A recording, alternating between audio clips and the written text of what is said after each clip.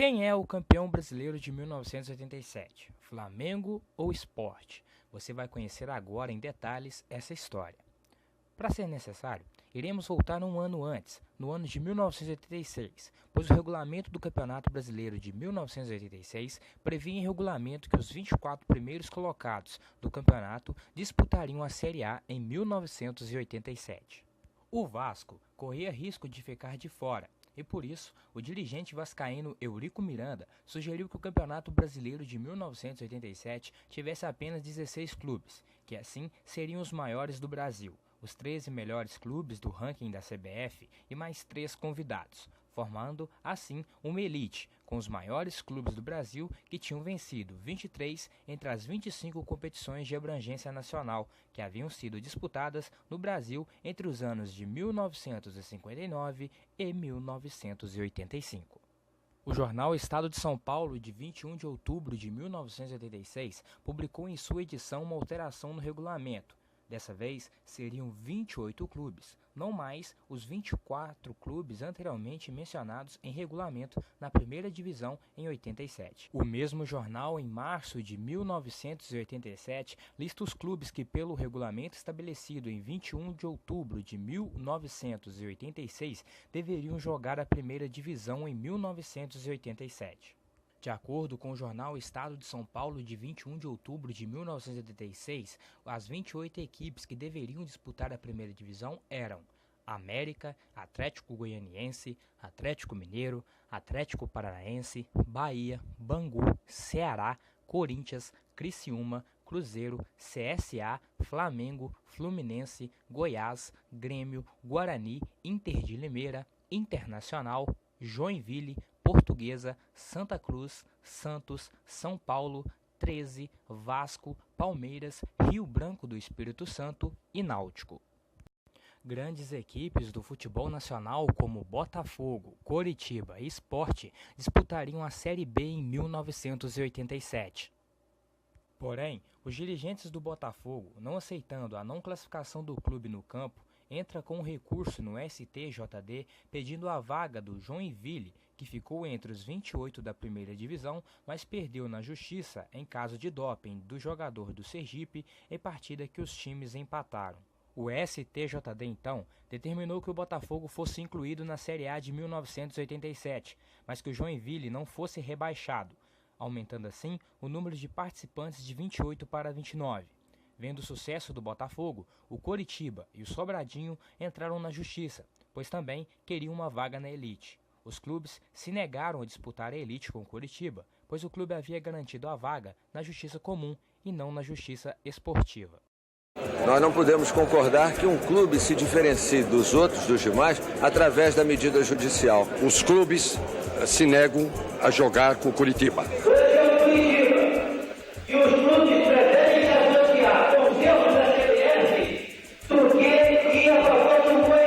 A CBF estava fundada numa grave crise, não só financeira, uma crise também política, porque o Otávio era o presidente, mas havia um vice-presidente que mandava tanto quanto ele, que era o Nabi Abichedid. A direção da CBF não tinha mais força nenhuma, nem perante a opinião pública, nem política, nem com as instituições, estava defasada.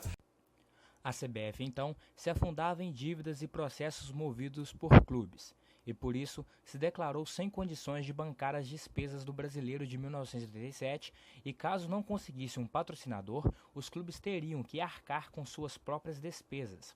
Ou então, não havendo acordo, a CBF realizaria um campeonato regionalizado com poucas viagens, diminuindo assim as despesas e admitindo que seria necessário fazer o campeonato de qualquer maneira para não demonstrar a incapacidade da CBF. Até o momento que, pelo tamanho, inchaço do campeonato, o próprio presidente então da CBF, Otávio Pinto Guimarães, declarou que a CBF não tinha condição financeira de realizar o Campeonato Brasileiro de 87. Segundo o presidente da CBF na época, Otávio Pinto Guimarães, informou em nota, os 16 clubes que aceitaram a ideia de disputar um campeonato pagando suas próprias despesas e admitiu a hipótese de que a competição poderia ser disputada apenas pelos 16 clubes e que eram a elite entre os demais. Em julho de 1987, no Morumbi, foi fundada a União dos Grandes Clubes do Futebol do Brasil, Clube dos 13, que reunia os representantes dos 13 clubes até então melhores colocados no ranking da CBF, sendo que o objetivo do Clube dos 13 no Campeonato Brasileiro de 1987 era que o campeonato fosse disputado apenas pelos seus 13 membros, que eram capazes de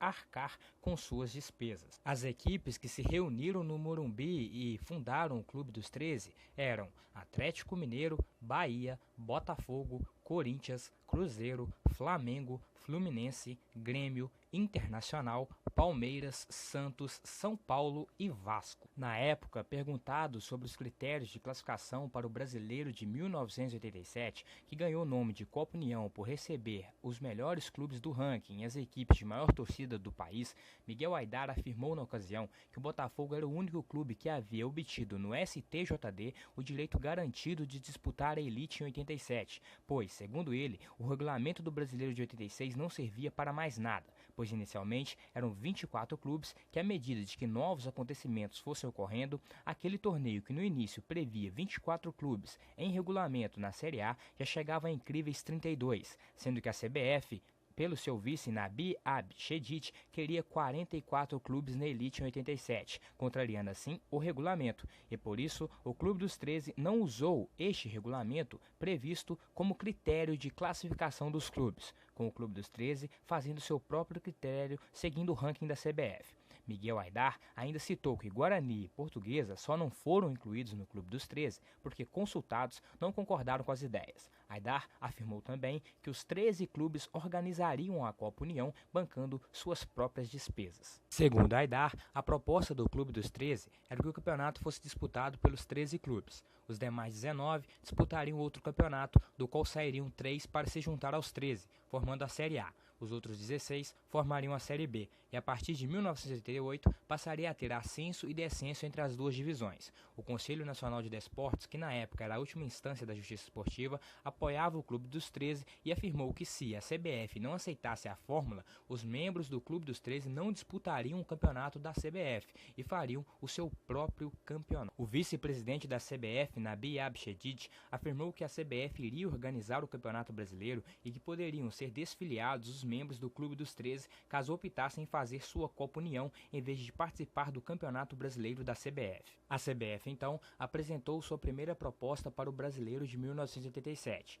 20 clubes na primeira divisão, assim divididos. Os 12 membros do Clube dos 13, todos, menos o Bahia, e mais 8, que sairiam de uma eliminatória de 48 clubes. Esta eliminatória incluiria o Bahia. Porém, o Clube dos 13 insistia na Copa União, organizada pela própria entidade, pois os clubes estavam descontentes com a fórmula do futebol brasileiro. De acordo com uma edição do jornal Estado de São Paulo de julho de 1987, o Clube dos 13 declarou aceitar 16 clubes no campeonato, porém, não mais que isso. A mesma edição ressalta que o ranking da CBF seria usado como parâmetro de classificação, sendo que os 13 primeiros do ranking eram os membros do Clube dos 13. Da 14ª à 16ª posição estavam respectivamente Guarani, Santa Cruz e América. O Guarani e o América haviam ficado em segundo e quarto no Campeonato Brasileiro de 86, formando assim os 16 clubes da elite.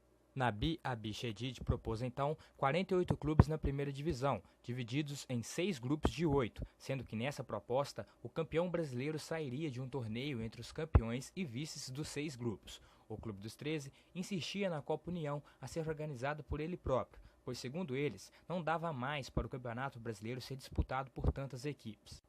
Mesmo assim, Nabi Abshedid prometeu que a CBF organizaria o campeonato de 1987 e com base nas regras determinadas em 86, prometendo punir os clubes rebeldes caso não participassem do campeonato organizado pela CBF, e naquele dia o STJD julgaria o pedido de 6 clubes que, na esteira do Botafogo, queriam ganhar na justiça o direito de participar da primeira divisão: Ponte Preta, Vitória, Nacional de Manaus, Sport, Sergipe e Fortaleza. Segundo o jornal Estado de São Paulo, de 18 de agosto de 1987, no dia anterior, dia 17 de agosto, a CBF publicou a tabela da Copa Brasil Módulo Verde, sendo que também no dia anterior, 17 de agosto, o Clube dos 13 publicou a tabela da Copa União, sendo que as tabelas mostravam jogos diferentes, sendo que esse jornal mostra a tabela da CBF como sendo compostas pelos membros do Clube dos 13, mais Santa Cruz, Goiás e Coritiba, enquanto a tabela do Clube dos 13 incluía apenas os seus membros, sem incluir Santa Cruz, Goiás e Curitiba, e que não tinha também Guarani e América, 14º e 16º do ranking da CBF. O Clube dos 13, então, aceita Santa Cruz, Goiás e Coritiba na Copa União e decide seguir a tabela CBF Módulo Verde, mas diz que nenhum de seus membros disputaria o quadrangular com o módulo amarelo. A Portuguesa de Desportos se sente inconformada com sua exclusão do Clube dos 13, da Copa União e do Módulo Verde, pois, segundo ela, estava ficando de fora da elite e pretendia recorrer à justiça. Já o Guarani impetrou recurso no Tribunal Federal de Recursos em 10 de setembro de 1987, solicitando sua inclusão entre os 16 que disputariam a Copa União, que, para a CBF, era o módulo verde, sob o argumento de que foi vice-campeão brasileiro no ano anterior. Além de ter sido vice-campeão brasileiro em 86, o Guarani estava entre os 16 primeiros do ranking da CBF, na 14ª posição. A CBF havia tirado Guarani e América, que inicialmente iriam disputar o módulo verde, pois eram o 14º e 16º no ranking, respectivamente. Segundo o jornal Estado de São Paulo, de 4 de setembro de 1987, ocorreu um acordo entre CBF e Clube dos 13. Haveria 4 módulos que seriam considerados 4 divisões. Na primeira divisão ficariam os membros do Clube dos 13, mais Coritiba, Goiás e Santa Cruz. A matéria confirma que seria disputado um quadrangular em janeiro de 1988, apenas para definir os representantes brasileiros na Libertadores de 1988. No mesmo dia, o Clube dos 13 anuncia acordo com a Rede Globo para a transmissão dos jogos da Copa União no valor de 3,4 milhões de dólares. No momento em que nós entramos em contato com eles, por iniciativa do Bones, imediatamente encontramos uma acolhida como se nós entrássemos realmente de sócios, não numa aventura qualquer, mas num gesto que nós consideramos histórico para o destino do futebol brasileiro. Vamos fazer o possível para que essa ideia venha.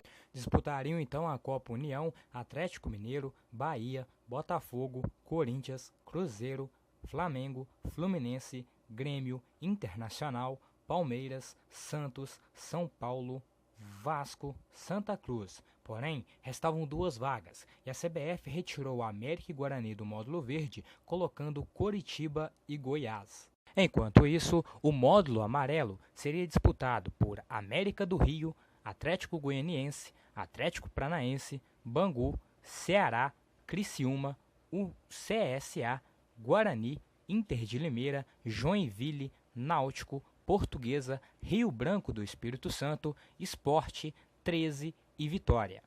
Depois do campeonato em andamento, a CBF cresce o olho na Copa União, patrocinada pela Coca-Cola e com transmissão da TV Globo, e chama um representante do Clube dos 13 para assinar alguns papéis. Esse representante nada mais é que Eurico Miranda, que assina o documento que diz que o quadrangular não só definiria a vaga na Libertadores, como também o campeão brasileiro de 1987. O Clube dos 13, então, se diz traído por Eurico Miranda e diz que nenhum de seus membros disputaria o quadrangular, pois, segundo eles, o campeão da Copa União seria o campeão brasileiro e que só disputaria o quadrangular a fim de definir a vaga na Libertadores da América. O América não compareceu a nenhum dos jogos, pois, segundo ele, era de direito disputar a Copa União, a elite do futebol do Brasil, e não o módulo amarelo, que para os dirigentes americanos era a Série B. A Portuguesa, inicialmente, também abriu mão do campeonato, em apoio ao América, pois, segundo a Lusa, a equipe também deveria fazer parte da elite, porém, acabou voltando atrás com medo de que não disputasse a elite em 1988.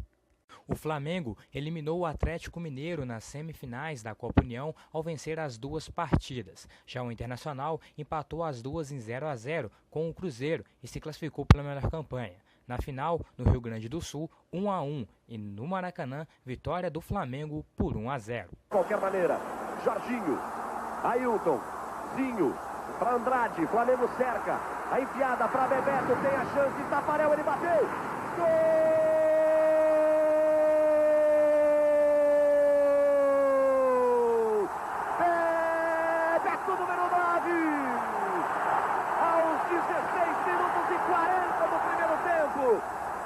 típico gol do Flamengo, veja no replay, no toque de bola, a enfiada de Andrade, Bebeto Tafarel demorou um pouquinho, quando ele quis abafar o toque sutil de Bebeto, por trás do gol para você curtir de novo. Olha a enfiada do Andrade, achou Bebeto, Tafarel sai, ele bate de perna esquerda e parte pro abraço. É um barulho ensurdecedor no Maracanã, fogos de todos os lados. Aragão parece que vai pedir a bola. Chegou Aragão, apitou, ergueu o braço. O Flamengo é campeão da Copa União 1987. O torcedor do Flamengo não cabe debaixo da camisa rubro-negra e explode em emoção no Maracanã. O Internacional brigou até o último minuto como um grande adversário, honrando as tradições de conquista do seu clube. Na final, Sport e Guarani empataram nos pênaltis em 11-11. Os presidentes dos dois clubes decidiram tirar as duas equipes de campo, pois, segundo eles, era um cúmulo que os jogadores passassem por isso. No dia seguinte, para não sofrer sanções por parte da CBF, Sport e Guarani entraram em um acordo. O Guarani abriu mão do título e, com base na melhor campanha, a CBF decretou o Sport campeão da Taça Roberto Gomes Pedrosa, nome oficial do módulo amarelo. Sendo assim, Sport e Guarani disputaram um quadrangular, vencendo os jogos contra Flamengo e Internacional por WO. A CBF declarou o Sport como campeão brasileiro de 1987.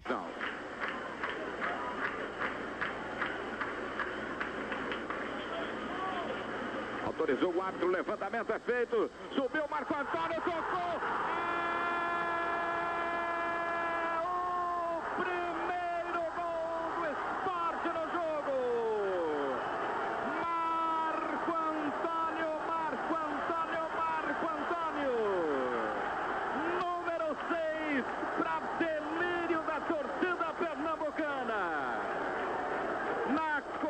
Do escanteio, uma jogada que vinha sendo feita no primeiro tempo. Eu já dizia, o Clodoaldo também dizia da entrada do Marco Antônio. Olha lá, ele meteu de cabeça pro fundo do gol do Guarani. Final de jogo, Sport 1, Guarani 0. O Sport, campeão brasileiro de 1987. O rubro-negro pernambucano, o Sport Clube Recife, fica com o título de campeão brasileiro de 1987. Enquanto o Clube dos 13 fez o mesmo com o Flamengo, apoiado pelo CND e pelo STJD. Foi neste clima que se realizou a Assembleia Geral da CBF que, entre outros assuntos, voltou a discutir o Campeonato Brasileiro de 1987, que foi conquistado pelo Flamengo no campo, mas ainda é contestado fora das quatro linhas pelos confusos regulamentos do futebol brasileiro. A CBF põe no regulamento que exista um cruzamento entre o campeão e vice do módulo verde, Copa União, campeão e vice do módulo amarelo. E esse cruzamento é o que determinará o campeão brasileiro de 87. E os dois representantes do Brasil, que à época mandava campeão e vice para a Libertadores, na Libertadores da América. A CBF quis impor aos clubes que cruzassem, que fizessem o cruzamento. Mas o Clube dos 13 proibiu o Flamengo e o Inter, que foi o vice.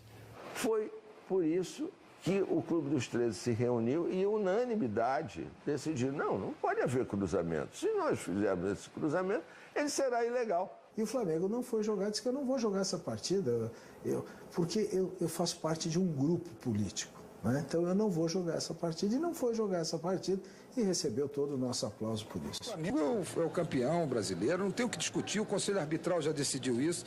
Eles, infelizmente, continuam os mesmos incompetentes. Por 375 votos contra 104, o arbitral decidiu que o Flamengo é o campeão brasileiro, afastando a possibilidade de um torneio para apontar um campeão. A reunião foi ontem à noite e o presidente em exercício, Nabi Abichedid, disse que vai consultar o CND para saber se pode ou não homologar a decisão do Conselho. E a CBF, pelo seu órgão próprio, que era o STJ, o Superior Tribunal de Justiça, que era o único órgão que poderia emitir um juízo a respeito disso, fez. O STJ considerou, por unanimidade, que o campeão foi o Flamengo. Quando o Márcio Braga me procurou e disse, nós não vamos cruzar, não vamos jogar com o Sport, porque nós somos os verdadeiros campeões brasileiros, eu então entrei com uma ação declaratória no Tribunal de Justiça Esportiva da CBF, na Rua da Alfândega. Eu queria o quê?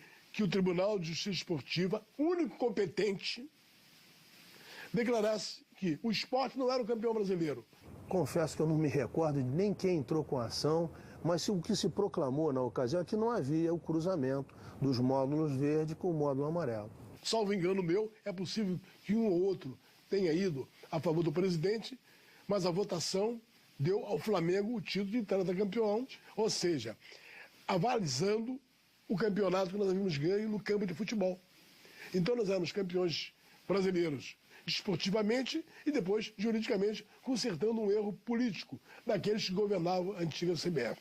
Politicamente, para não irritar, para não perder votos no Norte e Nordeste, proclamou o Sport campeão. Na época, a FIFA determinou que a CBF homologasse Sport e Guarani campeões. Em 2011, a CBF, enfim, decide pacificar a polêmica declarando Flamengo e Sport como campeões de 1987, tendo como vices-campeões, respectivamente, Internacional e Guarani. Em uma reunião hoje na sede da CBF, a entidade reconheceu, com base num parecer jurídico, que o Sport Recife e o Flamengo foram os dois campeões brasileiros de 87.